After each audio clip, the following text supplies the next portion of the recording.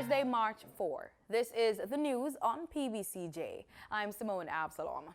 The Ministry of Health and Wellness has been advised that Jamaica is now to receive its first shipment of the COVID-19 vaccine on Monday, March 8, a few days later than the March 4 arrival date earlier announced. The shipment of 50,000 doses of the AstraZeneca vaccine has been made possible courtesy of a donation from the government of India, with whom Jamaica enjoys a long diplomatic relationship. This first batch is to be followed by the March 11 arrival of 14,400 doses of the vaccine procured under the COVAX facility, a global risk-sharing mechanism for pooled procurement and equitable distribution of eventual COVID-19 vaccines. Another 1.8 million doses procured under a deal with the African Medical Supply Platform is to follow. The vaccination of Jamaicans is expected to begin 48 hours after the arrival of the first shipment of vaccines on Monday. The first phase of the island's vaccination efforts targets key populations, notably government officials, healthcare workers, the elderly, the Jamaica Defense Force, the Jamaica Constabulary Force, as well as schools, the Department of Correctional Facilities, and Passport, Immigration and Citizenship Agency. No special treatment. That's the assurance from Prime Minister Andrew Holness regarding the distribution of COVID-19 vaccines. Speaking at a recent press brief, Prime Minister Holness explained that no one will be allowed to interfere with the impending coronavirus vaccination process for Jamaicans.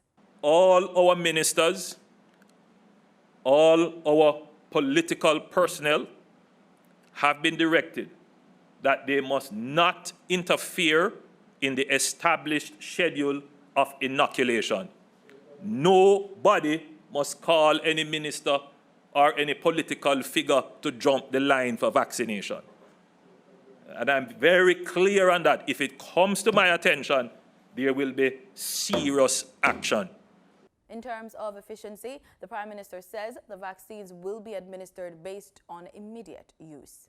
Those who need it the most, those who are most vulnerable, those are the persons who should receive it first. Second principle is efficiency. If we offer you the vaccine and you don't take it, then we will move to the next person, because we can't leave it there waiting on you. In the meantime, the Prime Minister is again assuring the nation that the government has sought to ensure the selection of only safe and approved vaccines for the country. We did not accept any vaccines until they were certified.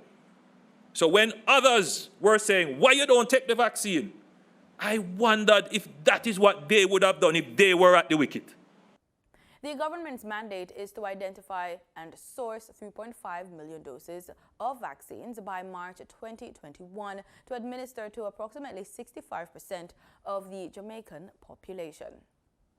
The private sector is ready to assist the government with the deployment of COVID-19 vaccines. To this end, the Private Sector Vaccine Initiative is seeking to raise funds to assist the government with the vaccine distribution when they arrive on the island. Chairman of the government-appointed Oversight Committee, Christopher Zaka, is also endorsing the Health and Wellness Ministry's move to outline aspects of government's national vaccination plan. Jamaicans are being cautioned against overusing chemicals for the purpose of cleaning and sanitizing their spaces while trying to abide by COVID-19 protocols. The Caribbean Poison Information Network says a recent online survey found that the majority of persons were using chemicals more than 7 times per day for cleaning and sanitizing. Poison Information Coordinator at Carpin, Sharika Whitlock-Balancing, says the practice could cause dermatological and respiratory problems. She says spraying towels and linens can be harmful to the skin, and persons should iron and sun masks after washing them. Mrs. Whitlock-Balancing is warning the public against the mixing of chemicals, as this, she says, results in the creation of harmful chemical compounds. She says it's best to use them as stated on the label. She made the announcement during an interview with JIS. The Guardsman group says it's looking at ordering its guards to wear bulletproof vests. The company is thinking of making the order mandatory following the shooting of 3 of the company's guards in Santa Cruz, St. Elizabeth on Wednesday morning. One of the guards, 50-year-old Anthony Indem, later died. Reports are that the guards were attacked while at a Western Union outlet by gunmen traveling in a white car. A shootout reportedly ensued and the security guards were shot. The criminals escaped. The guards were treated at hospital where Mr. Indem died while undergoing surgery. President of the St. Thomas Taxi Association, Kirk Brown, is appealing to authorities that roadworks be done in sections of the parish at night. Mr. Brown says the work is causing disruptions to movement in the daytime. The operators who operate from Morant Bay to Lyson, Prospect, Port Morant, and also most of the operators who operate to the eastern part of the parish are having a problem in the area of Lyson, Retreat and Prospect where the construction and the road is taking place. The problem is this, throughout the day because of the workman working on the road, and we are appealing to the authority if they can do something about it where even to work at night so we don't, it don't cause this congestion in the daytime with this traffic, because it affects everybody, not just we the operator, but also if there's an emergency, because vehicle, it's a totally chaos out in that area. So we would like to see some improvement within that area or that corridor at this time. February is celebrated each year as Reggae Month. The celebration was capped off last Sunday with a Love from a Distance virtual concert hosted by legendary reggae crooner Beres. The Ministry of Culture, Gender, Entertainment and Sport threw their full weight behind the concert. Hammond partnered with New York-based VP Records to pull off the event, which peaked at over 125,000 live viewers on YouTube and recorded close to 500,000 views within 8 hours of the original stream. We get more in this report. The virtual concert marked the return of one of Jamaica's most prolific and celebrated singers, Beres. He reeled off such hits as One Dance Can Do, Step Aside Now, and Can't Stop a Man. What can you do to stop a man from trying? Say I wanna know, oh yeah, I wanna know now. What can you do to stop a man from trying? Absolutely nothing now. Through his long career, Beres has had many successful collaborations with several artists. Grammy-winning Butch is one such artist. He brings someone to me heart and send it to me brain. She lives on the go down to the way so she rush up the heart and she rush up the bench and she step up the pattern and move up the fence. So much things to say I want, tell it to her face. Can't find the word to fit that perfect space. Beres, I know you can relate. So many girls find up out of the gate. Some of them are rushing cause stuff can't wait. Mr. Beres, I wish you would stay longer. Just a little bit longer. The former High Trees and ageless Marcia Griffiths joined in to perform a hit that she shared with Beres, the song Live On. Now if you should hear me calling, will you stop what you were doing? Hurry over to see what's going on. If you should see me crying, would you assist in mending a heart that has been broken? Oh, it could be you And me, with a life so free, never have to worry. Oh, live on, and grow, and rain. We still in this way, never have to worry. Dancehall star Popcorn is not a name one would readily put with Beres, and yet the two stars shared a strong connection. Concert wasn't complete without. There is a cry out to the poor and needy. Be careful where them are feeding. Just be calm and be gentle. Respect everyone. Could be your father, your mother, and your sister, and your brother, yeah. No family, Miss Rona pray for me. No evil us, no envious cannot devour me. Stay far from poverty, joy will be destiny. What kind of shit run and bury it, know it. Melvin Pennant, PBCJ News. Remember the song, you stay your right days. Those were the days, feeling used to rain, yeah. Gas and diesel prices are up again. We get this and other market news in the Business Report.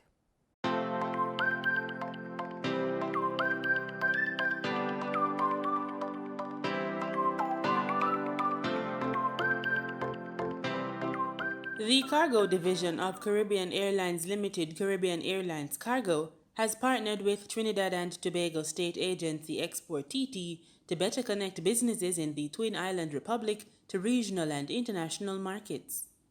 According to a release, a strategic alignment has been formed, operating on the understanding that both organizations share similar goals and service many of the same clients. The areas of focus for the partnership will be information sharing, incentives, and joint export promotions. Through this alliance, first-time exporters from Trinidad and Tobago will benefit from discounts of 5 to 10% off freight to and from destinations served directly by Caribbean Airlines Cargo. Additionally, discounts of 5% off freight will be offered to all exporters on the shipment of samples to these destinations. Head of Corporate Communications at Caribbean Airlines, Dion Ligor, says the export sector's development will boost Trinidad and Tobago's recovery from economic challenges related to the ongoing coronavirus pandemic. Caribbean Airlines Cargo facilitates the movement of general, perishable, and other types of cargo throughout the Caribbean and major cities across the world.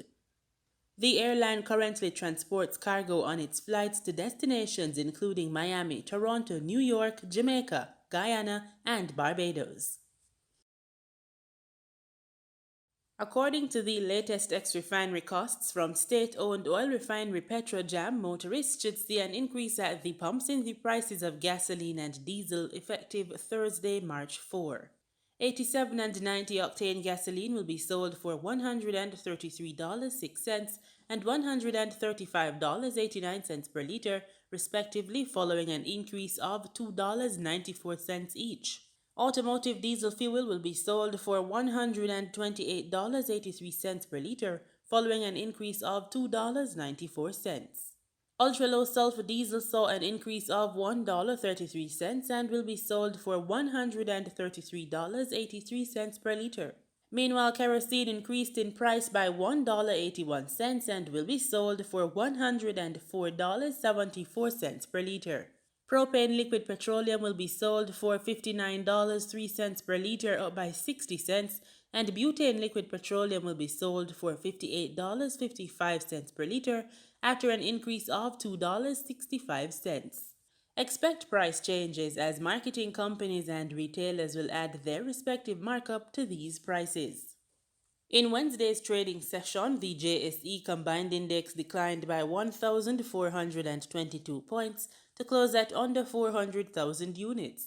Overall market activity resulted from trading in 83 stocks, of which 31 advanced, 40 declined, and 12 traded firm. The Junior Market Index advanced by 34 points to close at under 3,000 units. Stocks advanced for AMG Packaging and Paper Company Limited, Barita Investments Limited, and Caribbean Cream Limited.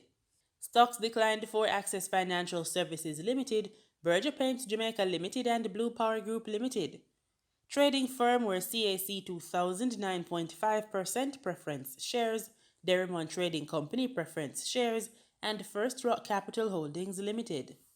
Wigton Wind Farm Limited ordinary shares was the volume leader with 5.9 million units, followed by Trans Jamaican Highway Limited with 4.7 million units and QWI Investments Limited with 1.6 million units. Now for the foreign exchange. The US dollar on Wednesday, March 3 ended trading at $150.98. The Canadian dollar sold for an average $121.41. The pound sterling traded for $209.02 and the euro ended trading at $186.23. Oil prices dipped on Thursday ahead of talks between OPEC and its allies on whether to ease production cuts and after a record jump in U.S. crude oil stocks following Texan refinery outages. Brent crude futures fell 23 cents to $63.84 a barrel. West Texas Intermediate crude futures dropped 31 cents to $60.97 a barrel.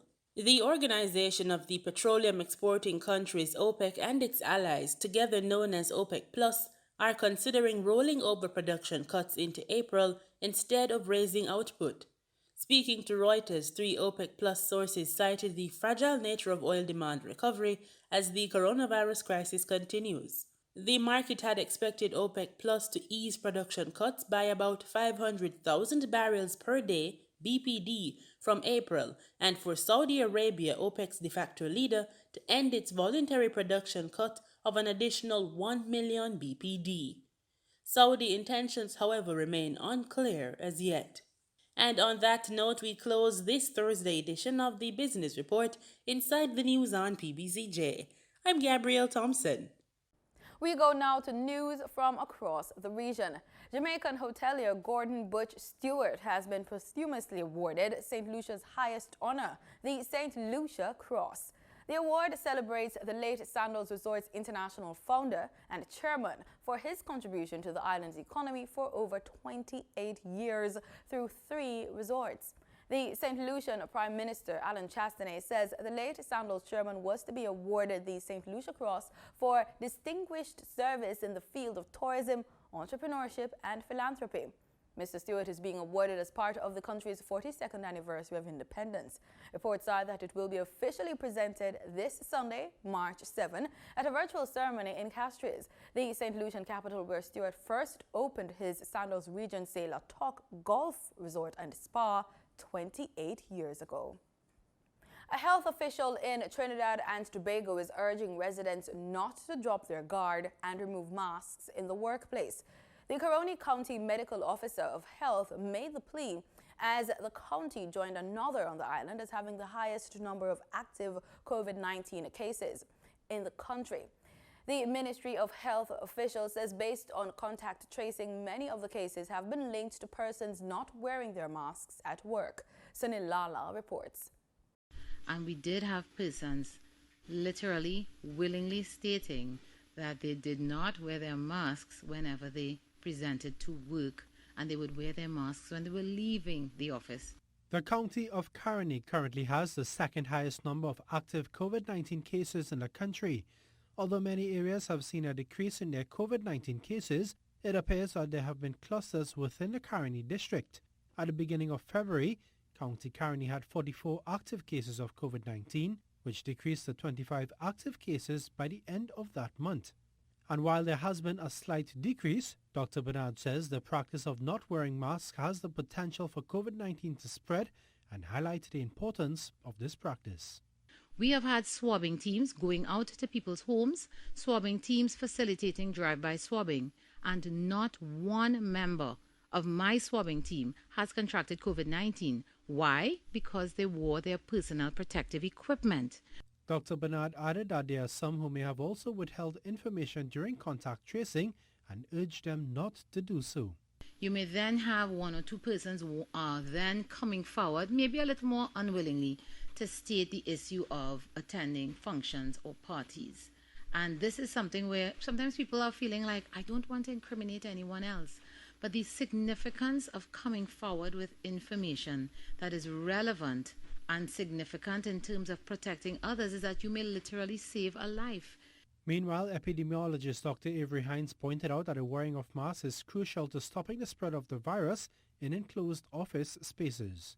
The indoor air circulation with infected droplets is one of the factors that has continued to spawn clusters of cases, and the mask wearing is one of the things that helps to reduce that risk.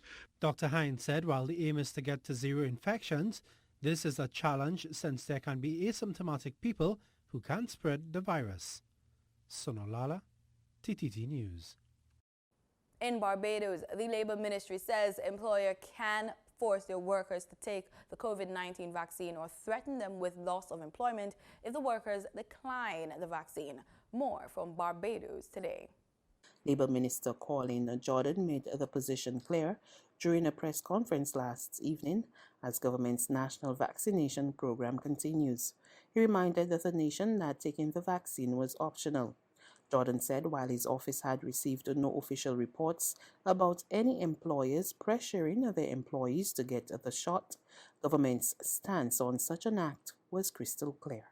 I have not had any reports of it, but we have in the ministry and in the Labour Department, we know what our response is. Government has indicated that the vaccine rollout is optional. We strongly encourage people to take the vaccine for their own good, for the good of their relatives and friends, and for the good of the country. However, vaccination is not compulsory. The medical profession have been very clear on that.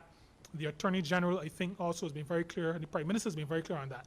It is not a mandatory thing, even though we strongly encourage people. So no employer at this point can insist. You use the word coerce. Well, that can mean a number of different things, but at its worst, it could mean that a person is told, if you don't take the vaccine, you don't have a job. Not legal in Barbados today. In St. Kitts and Nevis, Chief Executive Officer of the island's Tourism Authority says she's optimistic that tourism will be rebuilt. The CEO says doing so will take time. Glenn Bart tells us more. Speaking recently on a Second March Leadership Matters TV program, CEO Brown commented on various components of the tourism industry on St. Kitts, including cruise tourism. We'll be rebuilding tourism, and it will be a process and it will take time.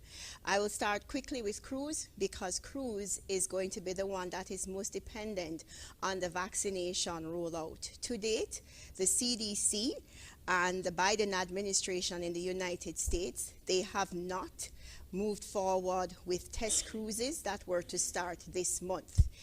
However, we wait and we hear what they have to say. But what is clear is that there is one cruise line already, and it is Crystal Cruises, and it is one of the most high-end cruise lines. They do come to St. Kitts. They've come to St. Kitts in the past and to Nevis. They have already indicated that they will require all cruise passengers to take the vaccine. So we see that in the marketplace already a demographic of cruisers are going to be required to do this, to have the vaccine. Cruise, so we wait. We wait to see what happens. We haven't had test cruises yet, which will be the preliminary state for passenger cruising that they hoped would have started sometime March, April. However, we wait to see what happens, but we do know that the vaccination rollout is going to be very essential, and it is going to help in building out itineraries that St. Kitts and Nevis will share. Issues of vaccination, test cruising, and protocols could delay the process of restarting cruises, she said. We do have to have the vaccine. Do I think it will become a requirement for travel? I do think at some point it will, but I think it's going to be a phased approach. I think also for airlines and for cruise lines, for them to manage the spread and not to be the responsible carrier or carriers of the COVID-19, they're also going to require it, as they do for persons who are traveling by air for yellow fever. As it speaks to Crystal Cruise Line, that is specific for that cruise line. Do I think that it will happen? We will see. There are some cruises, yes, I know, that are on the schedule for May and June, not just for Royal, but for other cruise lines. I do not know if I do not foresee those really happening, for the simple reason that the CDC has not put out those passenger cruises for sale, for test cruising to go first and then passenger cruising. And it is a requirement that test cruising is to take place for a period of 60 days for them to move to passenger cruising by getting a maintaining their green status. So as we still wait, we're in March, we need to be a little bit realistic.